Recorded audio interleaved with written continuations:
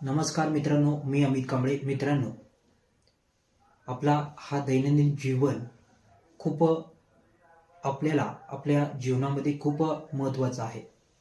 त्यामुळे मित्रांनो, प्रत्येक दिवस, प्रत्येक वेळ हे आपल्याला आनंदाने आणि एक सकारात्मक विचाराने आपल्याला जीवन जगायचं आहे. मित्रांनो, दैनंदिन जीवन जगत असताना प्रत्येक दिवस चांगलं गेलं पाहिजे. प्रत्येक दिवसामध्ये आपण काही ना काही गोष्टी नवीन शिकले पाहिजे आणि काही ना काही गोष्टी नवीन कुठल्या तरी गोष्ट केलं पाहिजे.